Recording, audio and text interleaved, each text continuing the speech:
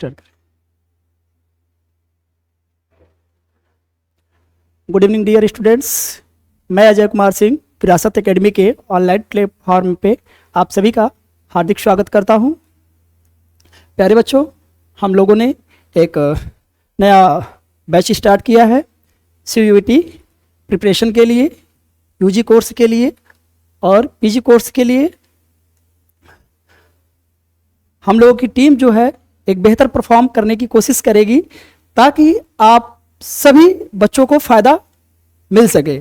जैसा कि आप देख पा रहे होंगे, यहाँ हमारे चैनल का नाम है विरासत एकेडमी। इसके अलावा आप देख पा रहे हैं कि CUET, UG एंड PG जो कि प्रिपरेशन आप लोगों को कराई जाएगी। इसके अलावा आप देख सकते हैं कि जो भी यूनिवर्सिटी यहाँ पे है, दिल्ली यूनिवर्सिटी है, GNU है, काशी हिंदू विश्वविद्यालय के लिए तैयारी कराई जाएगी कि कैसे आप सब ऐसे उच्च शिक्षण संस्थानों में प्रवेश पा सकते हैं। तो आप सब लोगों का हम पुनः एक बार हार्दिक स्वागत करते हैं।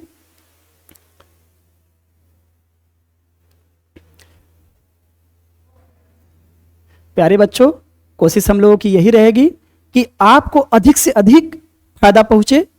इसके लिए हम लोग पूरी तन मन से मिलकर प्रयास करेंगे। ठीक है, आप देख सकते हैं विरासत एकेडमी का YouTube चैनल है जिसमें हम सब लोग जुड़े हैं।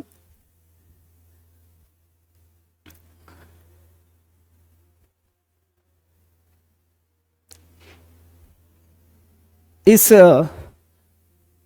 ऑनलाइन प्लेटफॉर्म के माध्यम से आपको सभी विषयों की तैयारी कराई जाएगी, जैसे BA के लिए, BSc के लिए, BCom के लिए, इन सभी कोर्सों के लिए तैयारी हमारे टीम के द्वारा कराई जाएगी। तो प्यारे बच्चों, बहुत ही ध्यान से हर टीचर के लेक्चर को सुनना है और उससे अधिक से अधिक लाभान्वित होकर के जीवन में आगे बढ़ने का प्रयास करना है।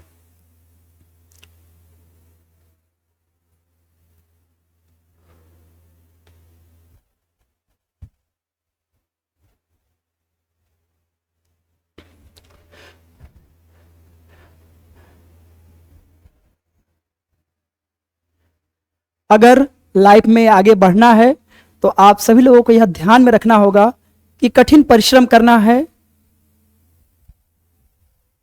लगन के साथ में मेहनत करना है, पूरी ईमानदारी होनी चाहिए मेहनत में, तभी आपको अपनी मंजिल मिलेगी। जीवन में बेहतर करना है तो आपको कठिन परिश्रम करना पड़ेगा, लगन के साथ में दृढ़ संकल्पित हो करके तभी आपको मंजिल मिल पाएगी। तो प्यारे बच्चों, हमारे बारे में आप लोगों ने अच्छे से जाना। ठीक है,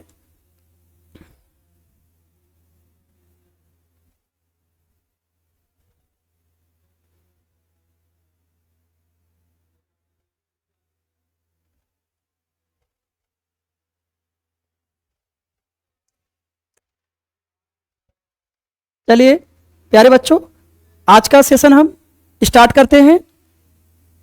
जैसा आप देख पा रहे हैं, आज का जो हमारे चर्चा का विषय होगा, राजनीति विज्ञान के अंतर्गत हम भारतीय संविधान की प्रस्तावना के बारे में विस्तार से अध्ययन करेंगे।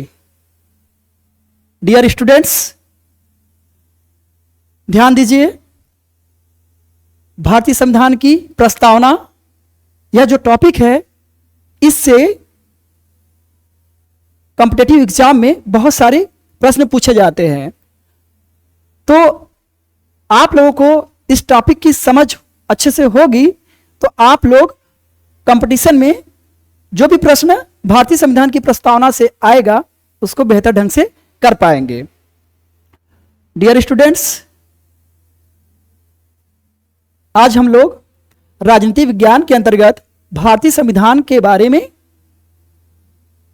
जो उसकी प्रस्तावना है विस्तार से चर्चा करेंगे। तो सबसे पहले हम बात करेंगे कि प्रस्तावना का अर्थ क्या होता है। प्रस्तावना, जैसा आप देख पा रहे हैं, प्रस्तावना को सामान्य शब्दों में कहा जाए तो यह संविधान का परिचय पत्र है। जब हम प्रस्तावना के बारे में पढ़ते हैं तो हमें सब पूरे संविधान के बारे में अच्छे से पता हो पाता है कि हमारे भारतीय संविधान का मूल आदर्श क्या है, मूलभूत उद्देश्य क्या है।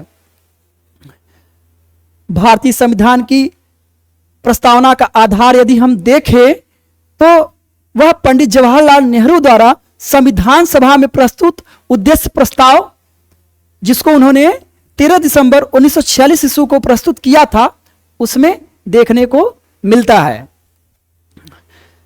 संविधान सभा द्वारा जो पंडित जवाहरलाल नेहरू ने उद्देश्य प्रस्ताव प्रस्तुत किया था, उसको संविधान सभा द्वारा 22 जनवरी 1947 ईस्वी को अपनाया गया था।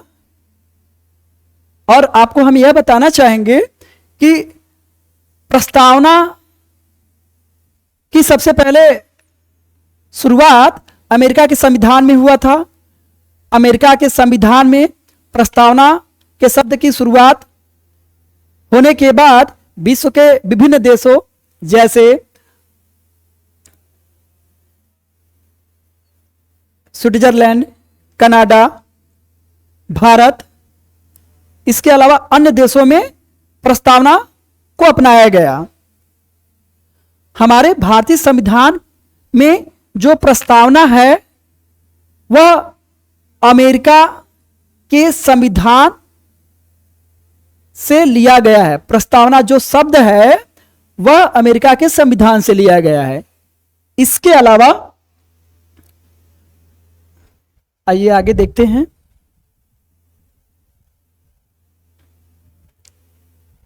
हाँ, इधर आ जाते हैं। देखिए, प्रस्तावना की भाषा, इससे पहले हमने बात किया था प्रस्तावना का जो शब्द है वह अमेरिका के संविधान से लिया गया था।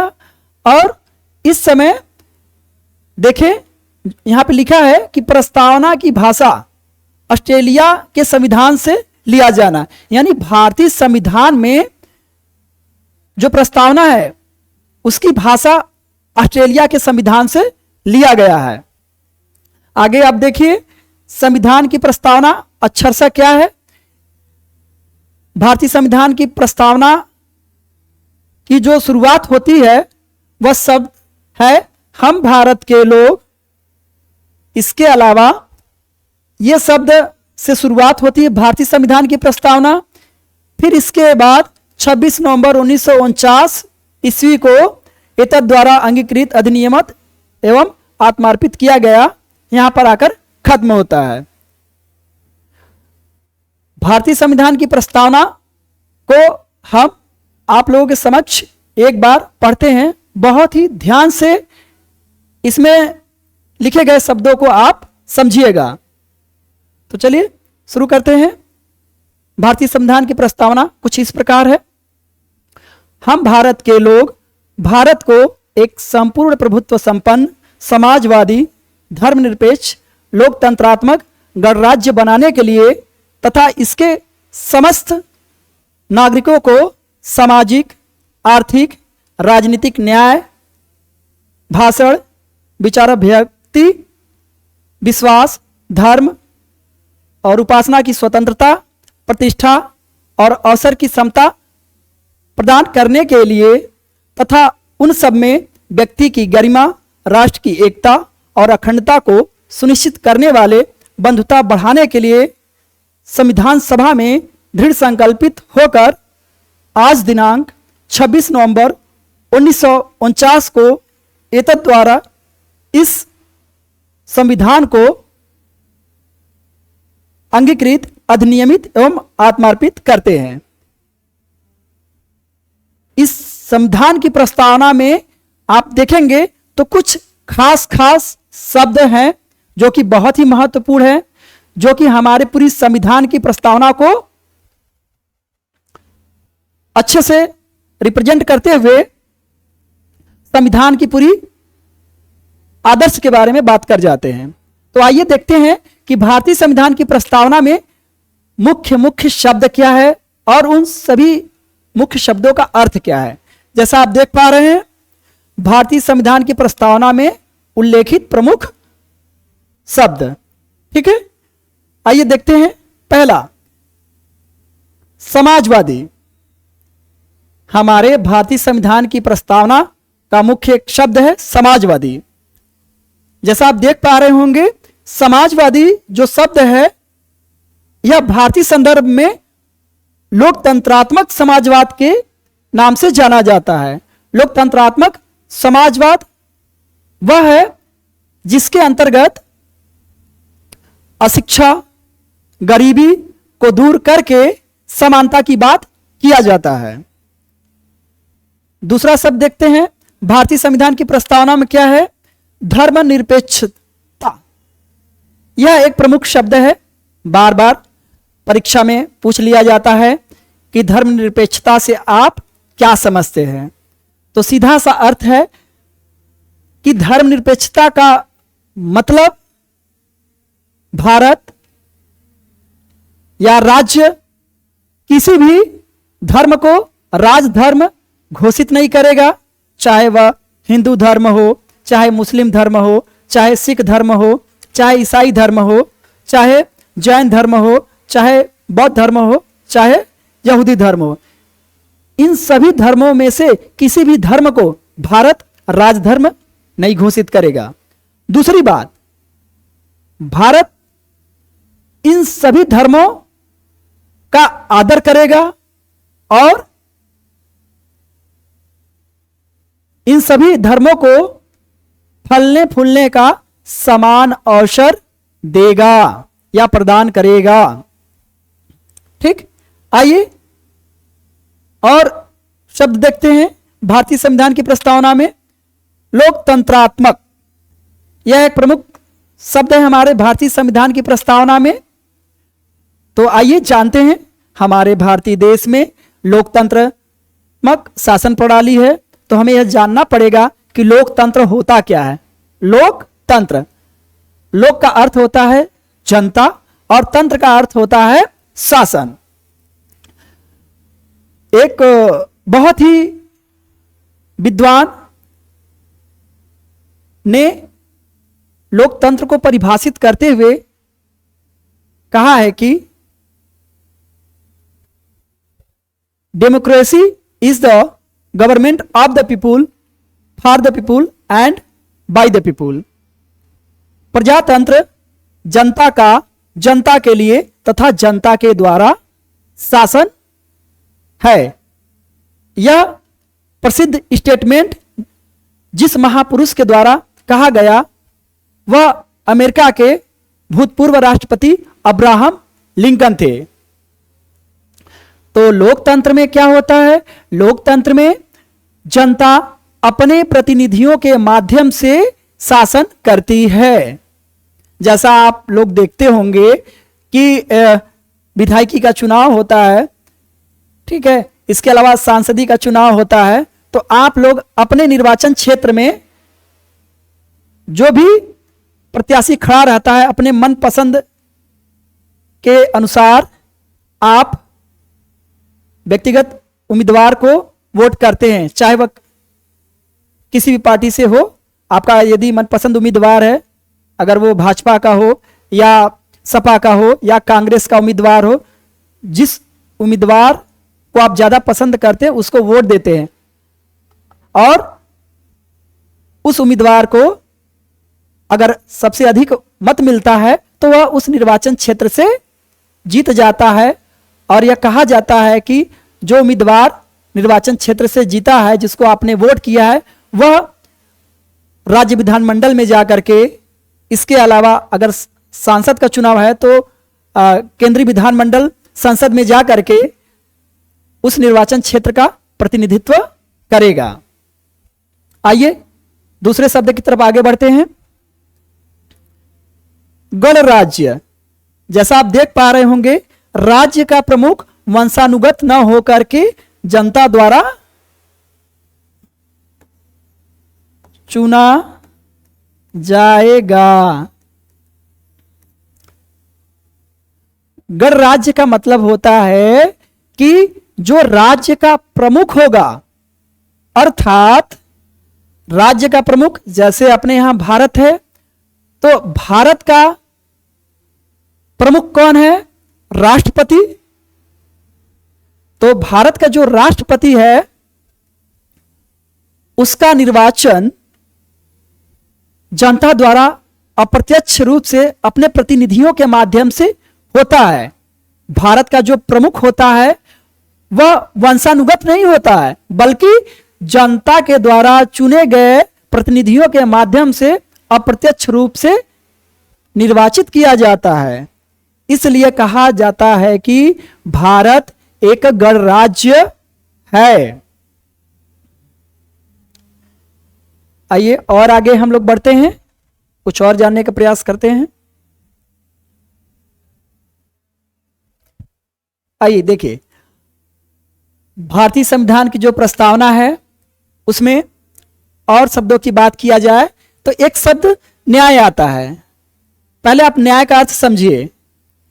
किसी भी व्यक्ति के साथ जाति, धर्म, लिंग, भाषा इत्यादि के आधार पर भेदभाव न करके सबके साथ समान व्यवहार करना ही न्याय कहलाता है।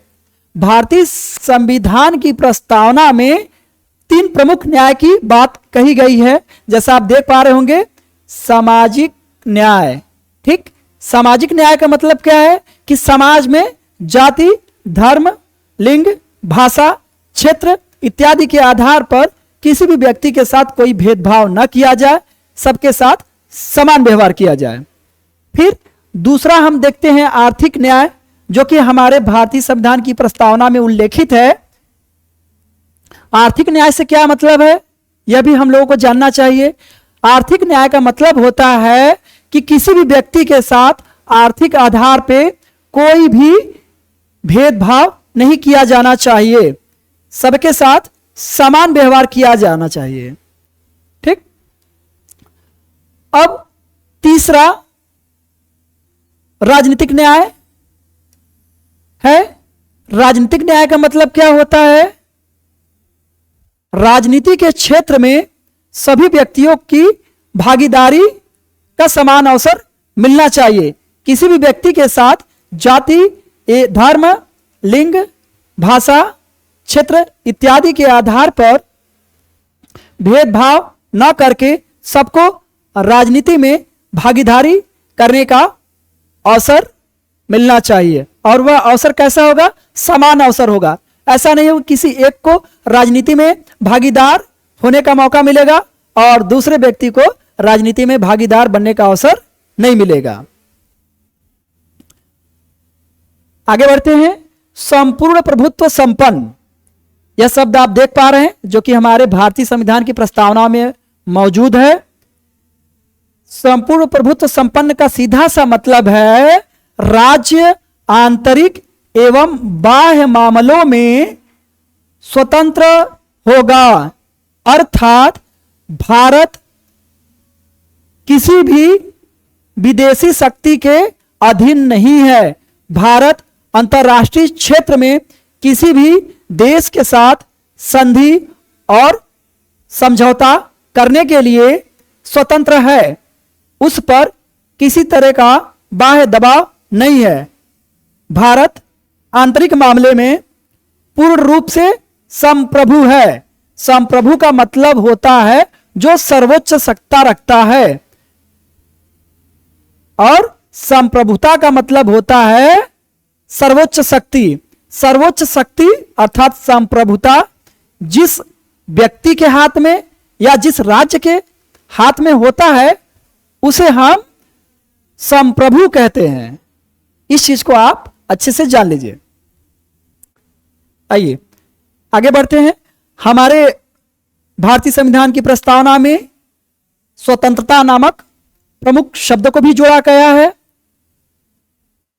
आप देख पा रहे होंगे हमारे भारतीय संविधान की प्रस्तावना में 5 प्रमुख स्वतंत्रता की बात की गई है। देखिए, पहला भाषण की स्वतंत्रता। भारत के प्रत्येक व्यक्ति को कहीं भी भाषण करने की स्वतंत्रता प्राप्त है। ठीक है। इसके अलावा विचार, अभिव्यक्ति की स्वतंत्रता, प्रत्येक व्यक्ति को किसी भी व्यक्ति के सामने अपना विचार रखने की पूरी तरीके से आजादी है। लेकिन यह आजादी कैसी होगी? वह संविधान द्वारा दिए गए आजादी के अनुसार होगी। अगर संविधान कुछ चीजों के लिए विचार अभिव्यक्ति पर रोक लगाती है तो ऐसे कंडीशन में आपको पूरी तरीके से विचार अभिव्यक्ति की आजादी नहीं दी जा सकती है। जहां राष्ट्र की एकता और अखंडता का सवाल हो, वहां यदि आप राष्ट्र के विरुद्ध बात करेंगे, देश के खिलाफ बात करेंगे, यह कह करके कि हमें भारतीय संविधान के द्वारा आजादी मिली है, स्वतंत्रता मिली है, हम कुछ भी बोल सकते हैं, तो ऐसा नहीं है। संविधान द्वारा प्रतिबंध भी लगाया गया है स्वतंत्रता पे।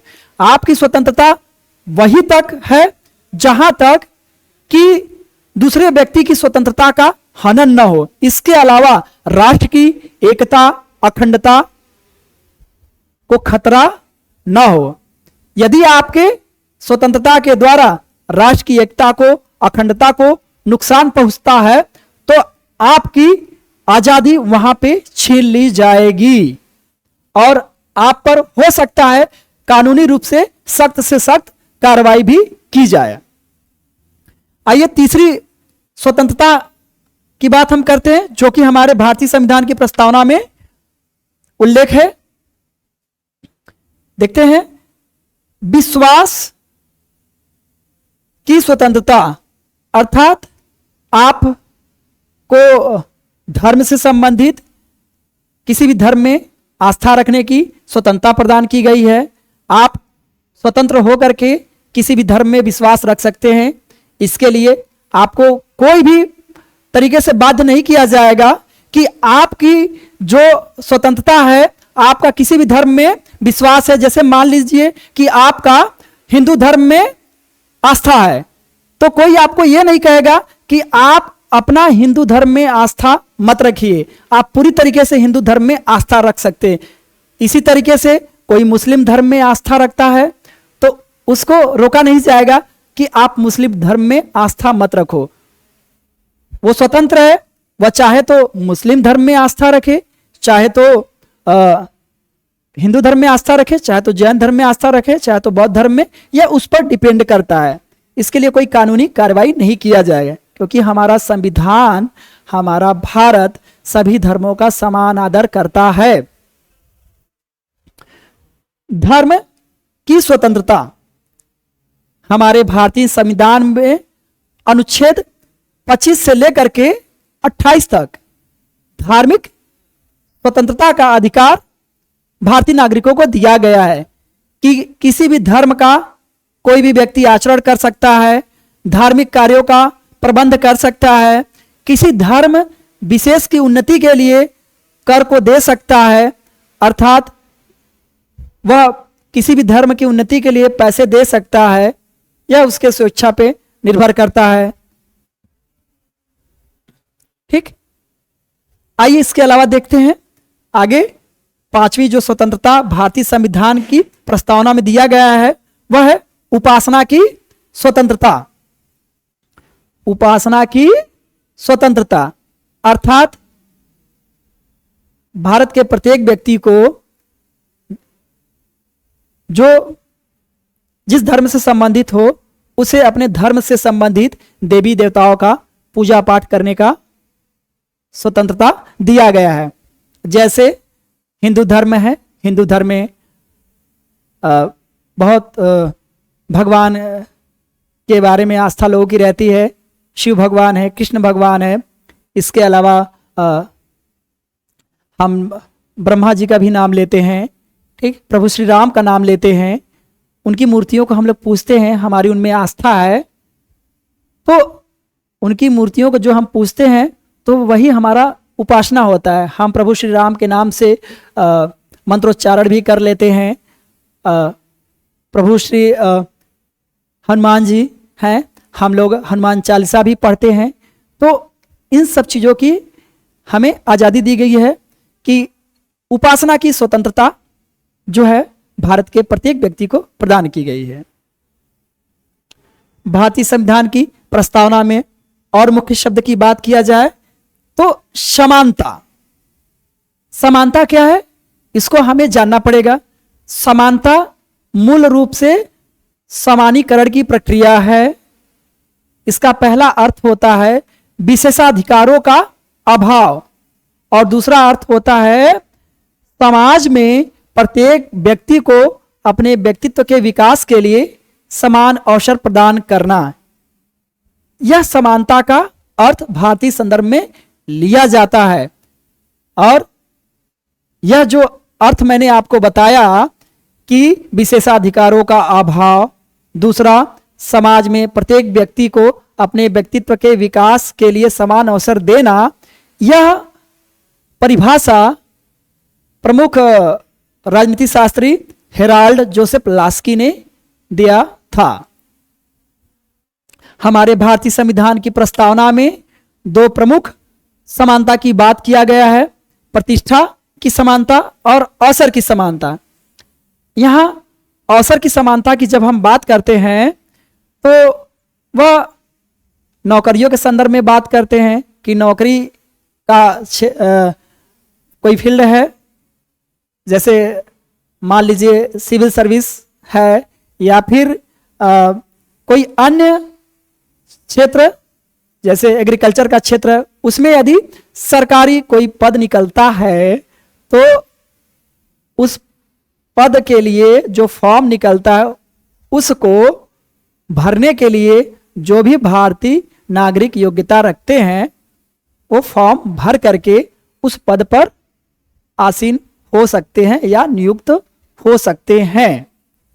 उस परीक्षा को जैसे ही क्वालिफाई करते हैं वो उस सरकारी पद पर, जिस सरकारी पद के लिए वैकेंसी निकलती है उस पर नियुक्त हो जाते हैं।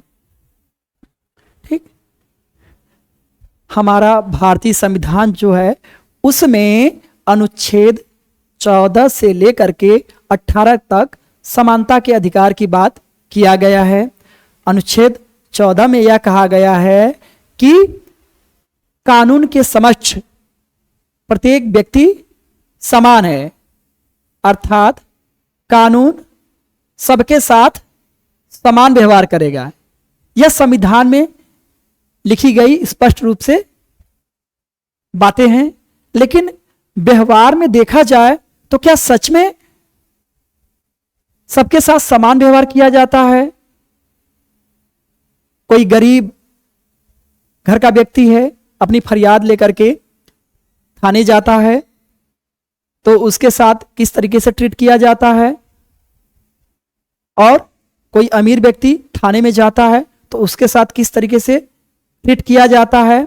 व्यवहार में आप लोग को अच्छे से देखने को मिलता होगा कि कानून के समक्ष तो समानता की बात कही गई है, लेकिन व्यवहार में उस कानून के जो रक्षा करने वाले हैं, कुछ लोग ऐसे हैं जो कि उस संविधान में जो नियम बनाया गया है उसको तोड़ने का काम करते हैं। कुछ ऐसे भी लोग होते हैं जो पैसे लेकर के अमीरों का साथ देते हैं और गरीब के साथ न्याय नहीं कर पाते हैं। वो गरीब को ज्यादा निगलेक्ट करने की कोशिश करते हैं और अमीर को ज्यादा वो लोग प्रोत्साहित करते हैं। इसके अलावा भारतीय संविधान में देखा जाए तो अनुच्छेद 15 यह कहता है कि भारत में जो भी सार्वजनिक स्थान है, जैसे पार्क है, ऐतिहासिक इमारतें हैं, बहुत बड़े बड़े जो डैम हैं, बांध है, इन सभी सार्वजनिक स्थानों पर जाने पर किसी भी व्यक्ति के साथ भाषा, धर्म, जाति, लिंग इत्यादि के आधार पर भेदभाव नहीं किया जाएगा। अनुच्छेद 16 में यह कहा गया कि सरकारी नौकरियों में प्रत्येक व्यक्ति को अवसर की समानता प्रदान की जाएगी, किसी भी व्यक्ति के साथ भेदभाव नहीं किया जाएगा। लेकिन आप देख पा रहे होंगे कि सरकारी नौकरियों में अवसर की समानता कही जाती है, फिर भी कहीं ना कहीं संविधान में जो सरकारी नौकरियों में अवसर की समानता की बात कही जाती है, उसमें भी कुछ लोग ऐसे हैं कि पैसे लेकर के उस नियम को तोड़ने का काम करते हैं, जो कि ठीक नहीं है। इसके अलावा अनुच्छेद 17 में अस्पृश्यता अर्थात छुआछूत के अंत की बात कही गई है। अर्थात संविधान यह कहता है कि भारत में छुआछूत को पूरी तरीके से खत्म कर दिया गया है। कोई भी किसी भी व्यक्ति के साथ जाति, लिंग, भाषा, क्षेत्र इत्यादि के आधार पर छुआछूत का व्यवहार नहीं करेगा। यदि कोई व्यक्ति किसी के साथ छुआछूत जैसा व्यवहार करता है तो उसके साथ सख्त से सख्त कार्रवाई की जाएगी। आइए अनुच्छेद 18 में कहा गया कि कोई भी भारतीय विदेशी उपाधियों को धारण नहीं करेगा। प्रत्येक भारतीय जो शैक्षणिक पुरस्कार है, यानी शिक्षा जगत से संबंधित जो पुरस्कार है, वही सम्मान और पुरस्कार प्राप्त करेगा। विदेशी उपाधि प्राप्त करने से पहले वह भारत सरकार की अनुमति लेगा। अपनी मर्जी से विदेशी उपाधि धारण नहीं कर सकता है।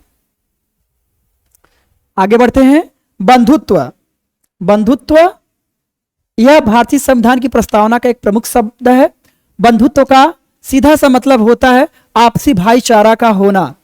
हमारे भारत में विभिन्न जाति, धर्म, क्षेत्र से संबंधित लोग हैं, लेकिन हमारे भारतीय संविधान में बंधुत्व की चर्चा करके सबको प्रेम पूर्वक रहने के लिए अवसर प्रदान करता है कि प्रत्येक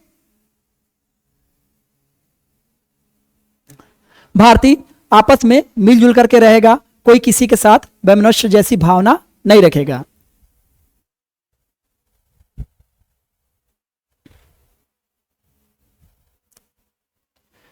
अब आइए थोड़ा और आगे बात कर लेते हैं। आइए देखते हैं संविधान की एक भाग के रूप में प्रस्तावना। इसका सीधा सा मतलब है कि क्या सच में जो हमारा प्रस्तावना है वह भारतीय संविधान का भाग है या नहीं। तो जैसा आप देख पा रहे होंगे, सर्वप्रथम बेरुबाड़ी संघ मामले में 1960 ईस्वी में सर्वोच्च न्यायालय में यह निर्णय दिया कि प्रस्तावना संविधान का भाग नहीं है। यह सर्वप्रथम बेरुबाड़ी संघ मामले में सर्वोच्च न्यायालय ने निर्णय दिया था कि प्रस्तावना भारतीय संविधान का भाग नहीं है। तो सबसे पहला मामला कब आया था? बेरुबाड़ी संघ मामले में। ये वेरी वेरी इंपॉर्टेंट है, परीक्षा की दृष्टि से पूछ लेता है कि भारतीय संविधान की प्रस्तावना संविधान का भाग है कि नहीं। सर्वप्रथम यह मामला कब आया था? तो आपको याद होना चाहिए यह डेट 1960 ईस्वी में, और वह मामला था बेरुबाड़ी संघ मामले। ठीक, आइए आगे देखते हैं। केशवानंद भारती मामला, इसको आप लोगों ने बार बार सुना होगा। केशवानंद भारती मामले में सर्वोच्च न्यायालय ने अपने निर्णय को बदलते हुए यह कहा कि जो प्रस्तावना है वो भारतीय संविधान का एक प्रमुख भाग है। भारतीय संविधान में संशोधन किया जा सकता है, लेकिन उसके मूल ढांचे से छेड़छाड़ नहीं किया जा सकता है। आगे आइए कुछ और महत्वपूर्ण बिंदुओं पर चर्चा करते हैं। प्रस्तावना में संशोधन, भारतीय संविधान की जो प्रस्तावना है उसमें संशोधन की बात करते हैं तो अनुच्छेद 368 के द्वारा भारतीय संविधान में की संशोधन किया जाता है। अनुच्छेद 368 के अनुसार भारतीय संविधान में संशोधन किया जाता है। संशोधन करने का 3 तरीका है हमारे भारतीय संविधान में। संसद के साधारण बहुमत से भारतीय संविधान में संशोधन होता है। इसके अलावा संसद के विशेष बहुमत से भारतीय संविधान में संशोधन होता है।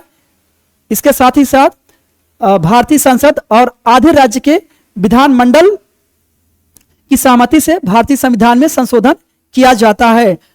आपको यह भी बताना चाहेंगे कि भारतीय संविधान की प्रस्तावना में अब तक केवल एक बार संशोधन हुआ है। जैसा आप देख पा रहे होंगे, 42वां संवैधानिक संशोधन अधिनियम 1976 के द्वारा भारतीय संविधान की प्रस्तावना में संशोधन करके 3 नए शब्द जोड़े गए: समाजवादी, पंथनिरपेक्षता और लोकतंत्रात्मक गणराज्य। यह 3 नए शब्द जोड़े गए थे। आइए और आगे बढ़ते हैं।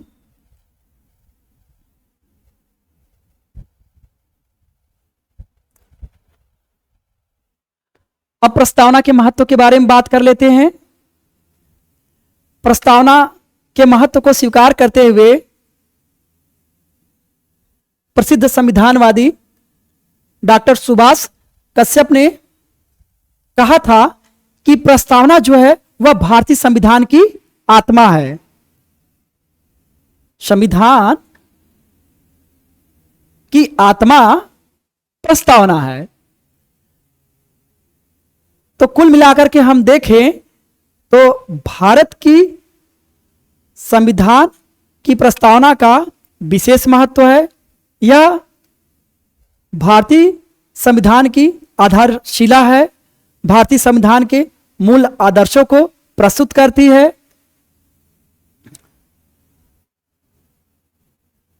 तो इस प्रकार से हम देखते हैं कि भारतीय संविधान की प्रस्तावना का अपना महत्वपूर्ण स्थान है भारतीय संविधान में। तो डियर स्टूडेंट्स, हम उम्मीद करते हैं आप सबको आज का पढ़ाया हुआ टॉपिक भारतीय संविधान की प्रस्तावना समझ में आया होगा। तो आज के लिए हम क्लास यहीं पे बंद करते हैं। कल फिर मिलेंगे दूसरे टॉपिक के साथ। तब तक के लिए आप सभी लोगों का बहुत बहुत धन्यवाद।